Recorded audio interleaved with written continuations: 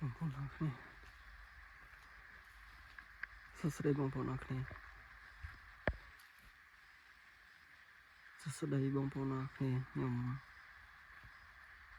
ចេញវីដេអូបន្ទាប់កន្លែងមួយដែលជាភោជនីយដ្ឋានពីមុនមកតែបាក់បែកខូចអស់ហើយ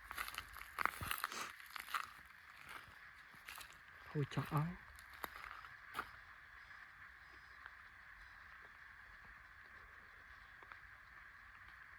កន្លែងហ្នឹងពីមុនទៅហើយហើយដល់ពេលឥឡូវខូចអស់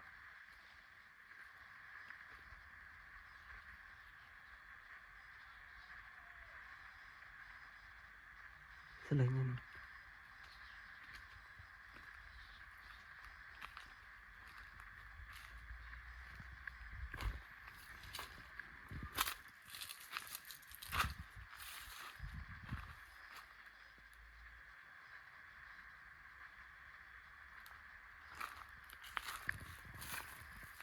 ខូចអស់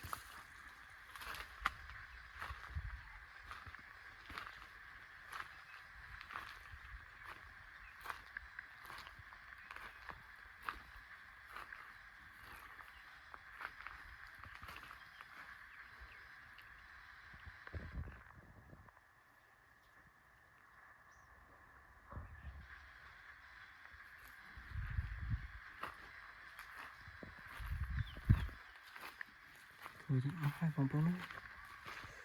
អាហ្នឹងកន្លែងគេស្នាក់នៅហើយ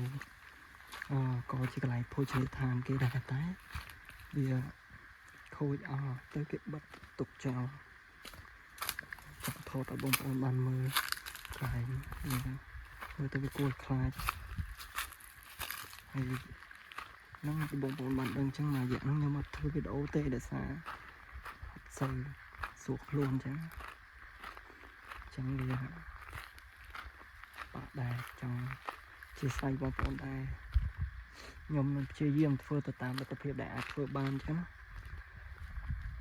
បើឃើញខ្ញុំស្ងាត់អីតាមពិតខ្ញុំមិនទៅណាទេគ្រាន់នេះហ្នឹងតែភោជនីយដ្ឋានគេ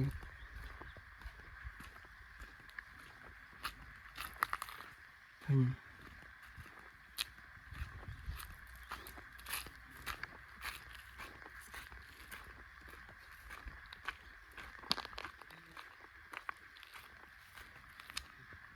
ខ្លាចបងប្អូន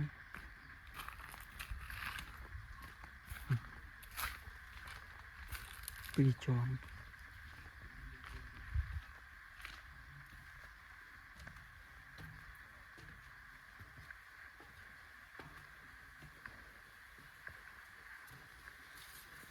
ជាន់ខាងលើទៅដូចរាងកសាអញ្ចឹងប៉ុន្តែវាគេទុកចោលកន្លែងល្អតែគេទុកចោលវា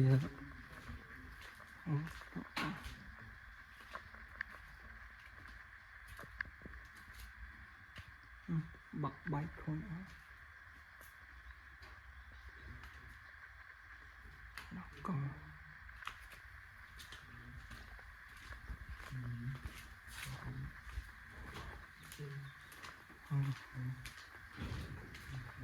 កាត់ទេតែបាយ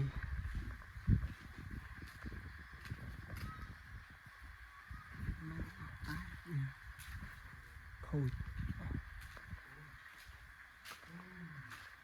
ម៉ែបងប្អូន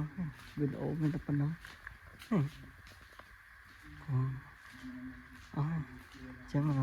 ចាំជួបគ្នាក្នុងវីដេអូក្រោយបងប្អូនហើយចូលចិត្ត សូមជួយ subscribe ខ្ញុំម្នាក់មួយផងបាយបាយជួបគ្នាវីដេអូក្រោយ